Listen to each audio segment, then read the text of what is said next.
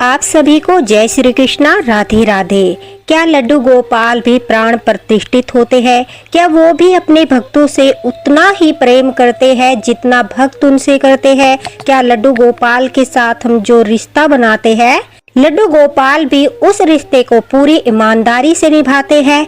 लड्डू गोपाल पर जो भक्त विश्वास करते हैं, उनसे प्रेम करते हैं, वो कभी इस तरह के जो है उन पर क्वेश्चन नहीं करते। लेकिन जो लड्डू गोपाल पर भरोसा नहीं करते, जो लड्डू गोपाल के प्रति आस्था नहीं रखते और सिर्फ उन्हें मूर्ति मानते हैं, उनके मन में लड्डू गोपाल को लेकर काफी सवाल दोस्तों आते हैं। और कभी कभी ऐसा होता है कि घर में हम लड्डू गोपाल की सेवा करते हैं, लेकिन घर के कुछ सदस्य ऐसे होते हैं जो हमारी भक्ति को, लड्डू गोपाल के प्रति प्रेम, श्रद्धा, विश्वास को एक सिर्फ आडंबर समझते हैं, ढोंग समझते हैं। उन्हें लगता है कि हम भक्ति के नाम पर दिखावा कर रहे हैं और लड्डू गोपाल जो है वो एक मूर्ति है। लेकिन आज इस लीला कथा ने प्रमाणित कर दिया है कि लड्डू गोपाल भी प्राण प्रतिष्ठित होते हैं और जब वो घर में विराजमान होते हैं तो किस प्रकार से वो अपने भक्तों के कष्टों को भी अपने ऊपर लेते हैं, साथ ही साथ किस प्रकार से वो जीवंत है, प्राण प्रतिष्ठित है और लड्डू गोपाल किस प्रकार से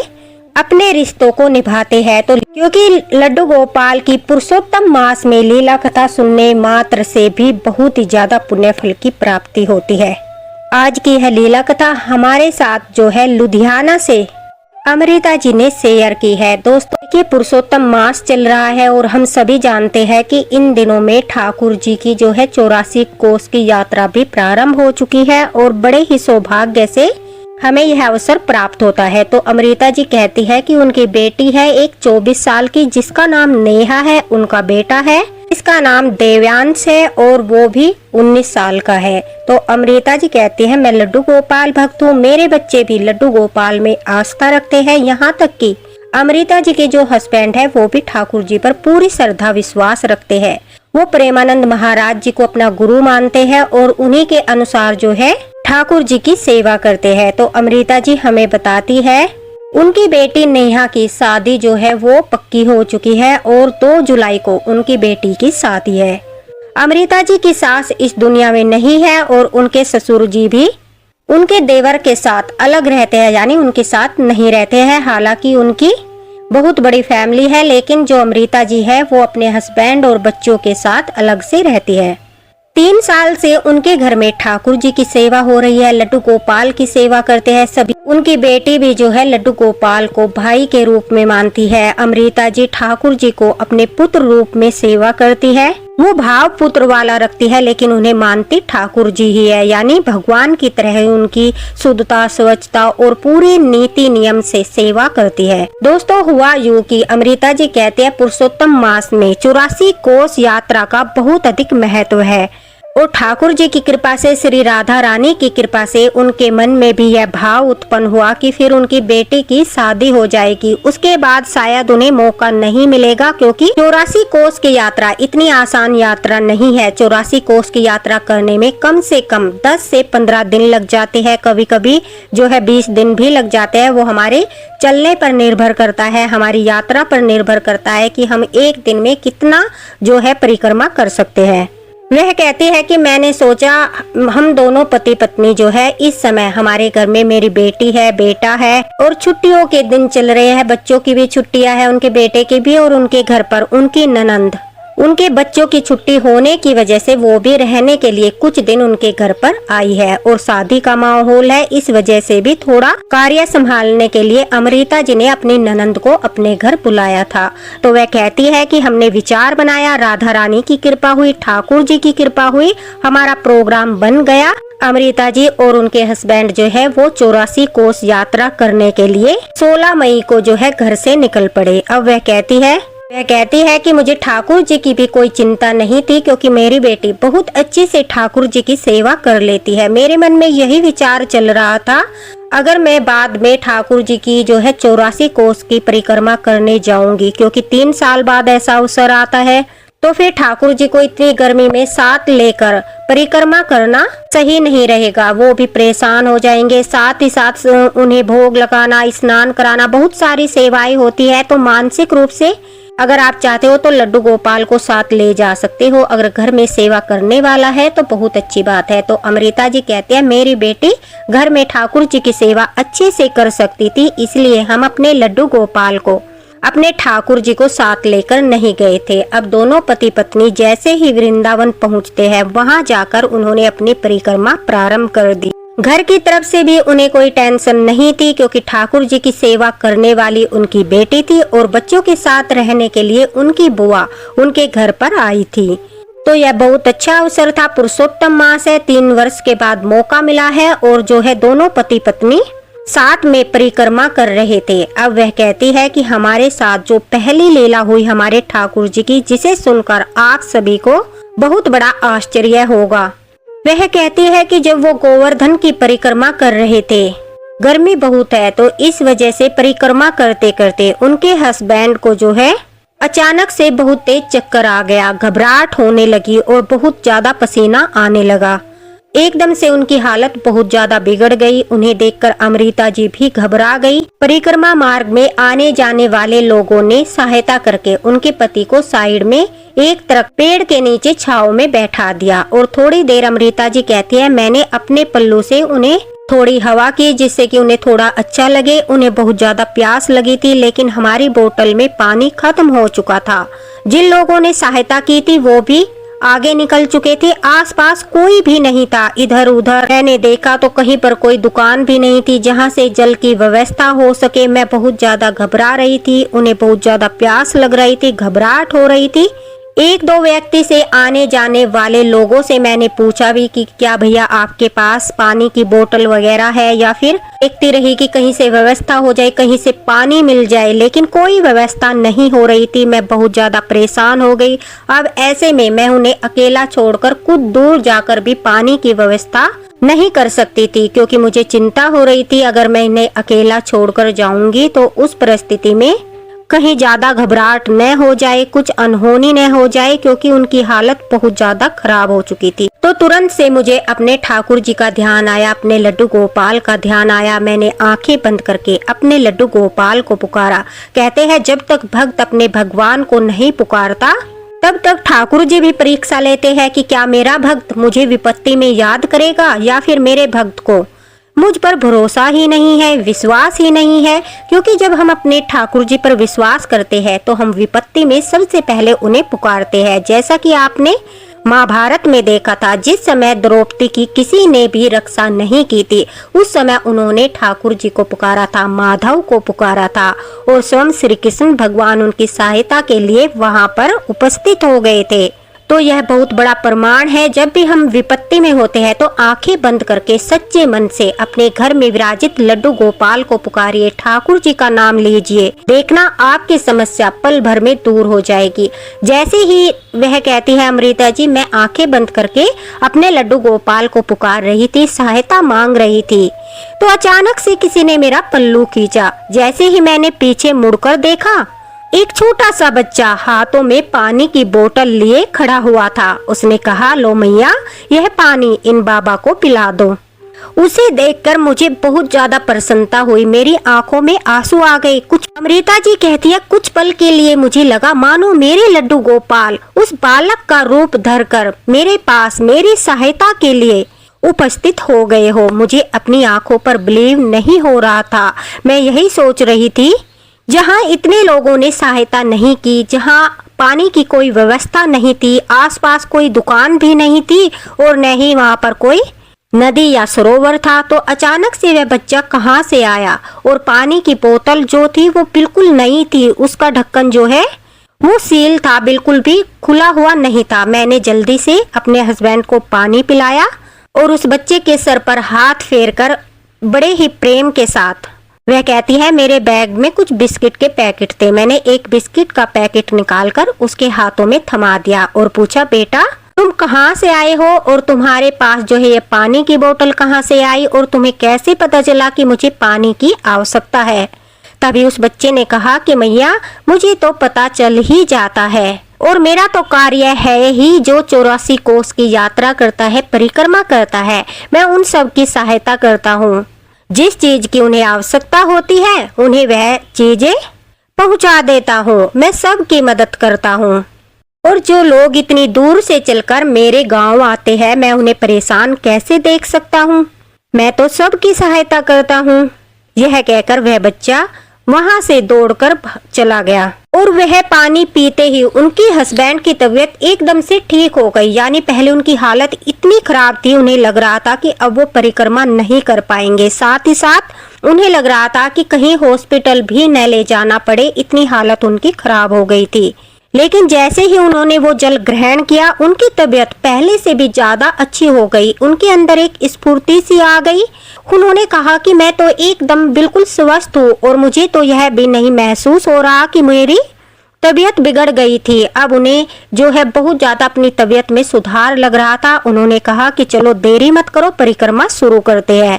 उन्हें हो मुझे पूरा विश्वास था, वो हमारे ठाकुर जी, हमारे लड्डू गोपाल ही थे, हमारे कृष्णा जी ही थे जो हमारी सहायता करने आए थे। अपने भक्तों को वो पीड़ा में नहीं देख पाए, इसलिए वो स्वयं जल लेकर आए। और कुछ लोग इस बात पर विश्वास नहीं करेंगे, अमृता जी कहते हैं, लेकिन मेरे हस्बैंड को और मुझे पूरा भरोसा है कि वो श्री कृष्ण भगवान ही थे, हमारे ठाकुर जी ही थे। क्योंकि उस परिस्थिति को हम भली भांति जानते हैं और जीवन में भी उस परिस्थिति को हम भूल नहीं पाएंगे कि उस समय हम कितनी ज्यादा परेशानी में थे और कितनी ज्यादा हमें जल की आवश्यकता थी। भले ही ठाकुर जी ने माध्यम बनाकर भेजा हो या स्वयं उस जल को लेकर आए हो, लेकिन यह तो बात 100% सत्य है कि हमारे लड्डू गोपाल को पुकारते ही वह बच्चा जल लेकर आया और उसने हमारी सहायता की। देखिए, भगवान को जब हम पुकारते हैं तो वो किसी न किसी रूप में हमारी सहायता करने अवश्य आते हैं, और यह बात बिल्कुल सत्य है।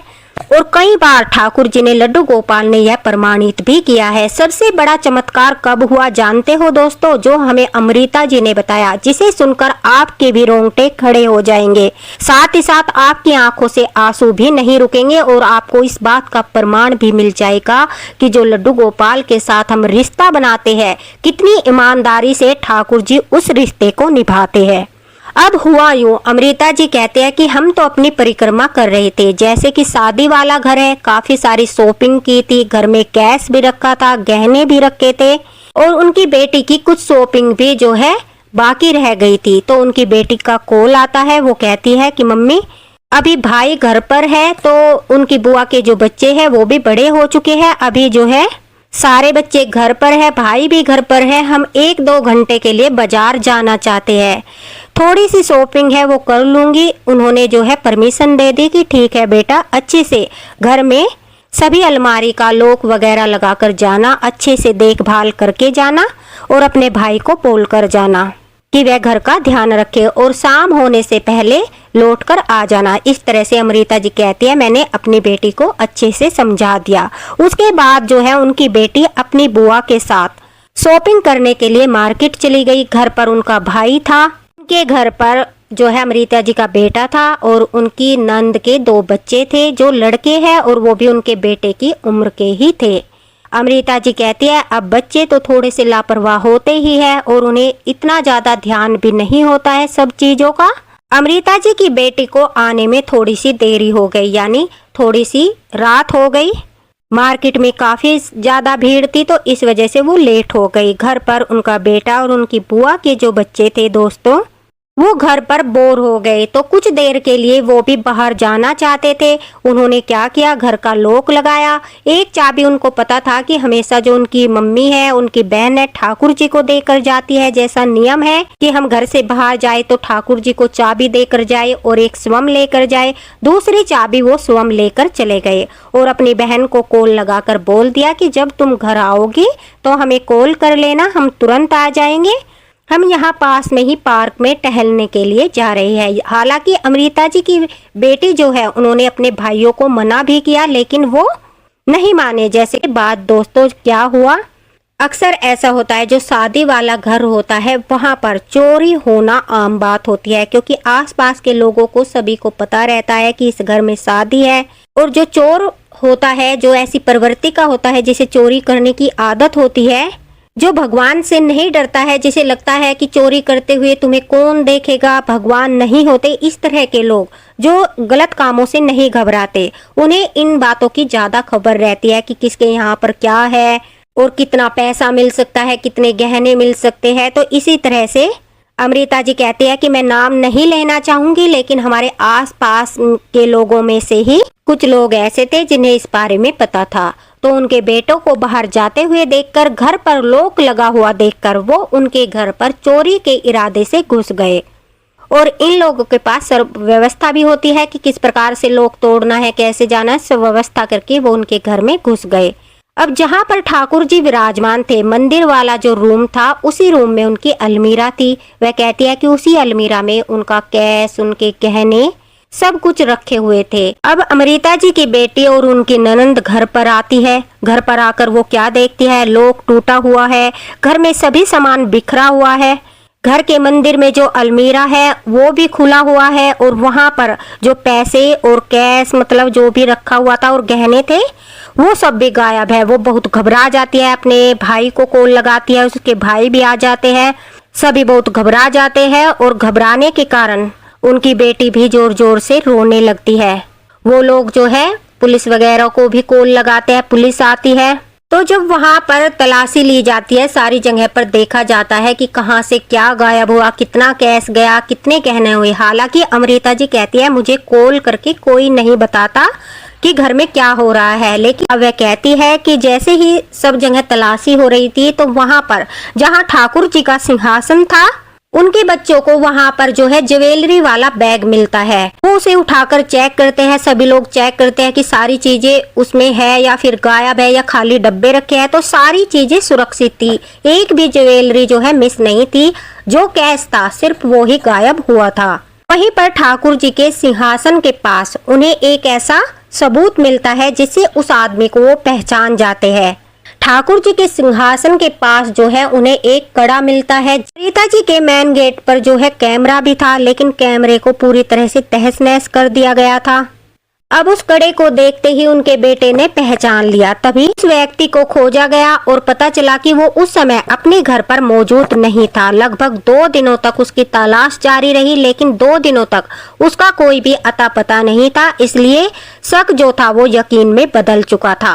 2 दिन के बाद जब वह व्यक्ति मिला और उससे पूछताछ हुई तो उसने एक चौंकाने वाली बात बताई। उसने कहा कि मैंने जैसे घर में एंट्री की, उसके साथ उसका एक साथी भी था जो इस काम में उसका भागीदार था। वह कहता है कि जब हम लोगों ने घर में एंट्री की, हमें कैश भी मिला और गहने भी मिले। तो उनसे पूछा गया तो तुम सिर्फ कैश लेकर क्यों भागे, तुमने जो बैग था ज्वेलरी वाला वो क्यों छोड़ दिया। तब उन्होंने एक आश्चर्यजनक बात बताई। उन्होंने कहा कि जैसे ही वो चोरी करके भाग रहे थे, अचानक से जिसने ज्वेलरी का बैग पकड़ा हुआ था उसे ऐसा लगा कि किसी ने उसका पैर पकड़कर खींच लिया है। उसका सर जो है दीवार में जाकर लगा और उसका एक हाथ वहां पर लगी बैल के अलार्म पर लगा। उनके घर में एक ऐसी अलार्म थी, बैल थी। वह कहती है कि जब हम उनसे चलाते थे, स्विच ऑन करते थे, अमृता जी कहती है, तो उसमें ठाकुर जी का, श्री कृष्ण भगवान का मंत्र चलने लगता था। ओम कृष्णाय वासुदेवाय हरिये परमात्मने प्रणतत क्लेश नाशाय गोविंदाय नमो नमः। वह चोर बताता है कि जैसे ही उसका हाथ उस बैल पर लगा, यानी उस पर लगते ही उसमें जोर जोर से म्यूजिक बजने लगा, वह मंत्र बजने लगा। वे दोनों घबरा गए क्योंकि वो काफी तेज आवाज में चल रहा था। घबराहट के कारण और दीवार में सिर लगने के कारण, आपाधापी में भागने के कारण जो ज्वेलरी का बैग उनके हाथ में था वो उनके हाथ से छूट गया। वह कहता है कि छूटा नहीं था, ऐसा लगा मानो किसी ने छीना हो। और भी अधिक घबरा गए और वहां से कैश लेकर ही भाग गए। लेकिन भागते समय उन्हें जरा सा भी आभास नहीं हुआ कि उनके हाथ का कड़ा गिर गया है या कोई ऐसी वस्तु गिर गई है जिसके कारण से वो पकड़े जा सकते हैं। जब उन्होंने यह बात बताई तो सभी लोग आश्चर्यचकित थे और सभी बोल रहे थे कि ये लड्डू गोपाल कोई साधारण लड्डू गोपाल नहीं है, ये साक्षात जो है जीवंत है, इनमें प्राण है, ये प्राण प्रतिष्ठित है। और इन्होंने अपना भाई होने का धर्म निभाया, क्योंकि वो जो अमृता जी की बेटी है उन्हें भाई मानती थी, अमृता जी उन्हें अपने बेटे के रूप में सेवा करती थी। तो सभी लोग कहने लगे कि ठाकुर जी ने अपने भाई होने का धर्म निभाया, अपने बेटे होने का धर्म निभाया। जो उनका सगा बेटा था वो लापरवाही के कारण देखो घर छोड़कर चला गया। उसको पता था कि शादी का घर है, इतने सारे सामान रखे हैं, फिर भी वो वहां से लापरवाही के कारण चला गया। लेकिन जो ठाकुर जी है, कहते हैं ना जब हम घर से बाहर जाते हैं तो हमारे ठाकुर जी ही उस घर के मालिक होते हैं, स्वामी होते हैं। और जब घर में ठाकुर जी विराजमान हो, भला किसी की हिम्मत है कि घर में बाल विवाह का कर दे, एक चीज इधर से उधर भी कर दे। अगर कोई सोचता है कि हमें कोई नहीं देख रहा है, घर में ठाकुर जी विराजमान है तो हर पल उनकी दृष्टि घर के सदस्यों पर रहती है, बाहर से आने जाने वाले लोगों के ऊपर रहती है। तो देखिए किस प्रकार से ठाकुर जी ने अपना कर्तव्य निभाया। अमृता जी कहती है जब वो वापस लौट कर आई, अभी 31 मई को वो अपनी परिक्रमा पूरी करके घर लौट कर आई। आने के बाद उन्हें सब बातों के बारे में पता चला और उन्होंने लड्डू गोपाल को उठाकर अपने गले से लगा लिया, अपनी छाती से लगा लिया और ठाकुर जी को कहा, हे मेरे लड्डू गोपाल, हे मेरे ठाकुर जी,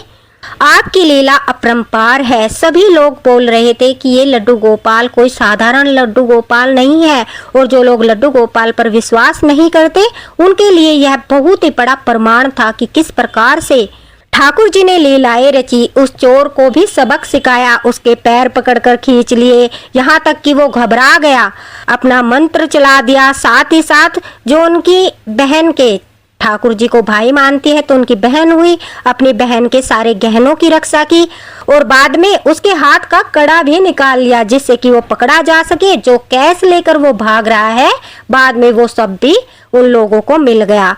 तो ऐसे लीलाधर है, ऐसे चमत्कारी है हमारे लड्डू गोपाल, ऐसी ऐसी लीलाएं करते हैं कि विश्वास कर पाना मुश्किल हो जाता है। जिस प्रकार से अमृता जी के परिवार की रक्षा की, उनकी रक्षा की, उनके सुहाग की रक्षा की, उसी प्रकार से ठाकुर जी हर भक्त की रक्षा करे, हर भक्त के घर में सुख और समृद्धि बनाए रखे। अमृता जी का बहुत बहुत धन्यवाद कि उन्होंने इतनी प्यारी और जो है श्रद्धा और प्रेम और विश्वास से भरी हुई लीला कथा हमारे साथ शेयर की। दोस्तों, आपका भी कर्तव्य बनता है कि हमारे लड्डू गोपाल की इस लीला कथा को ज्यादा से ज्यादा शेयर करो, लाइक भी करो और कमेंट बॉक्स में राधे राधे लिखे बगैर बिल्कुल मत जाना। साथ ही साथ जो है ठाकुर जी लड्डू गोपाल की जय जरूर लिखना, क्योंकि यह दर्शाएगा कि आपको लड्डू गोपाल की लीला कथा पर पूरा विश्वास है, ठाकुर जी पर पूरा विश्वास है। राधे राधे, जय श्री कृष्णा, जय हरिवंश।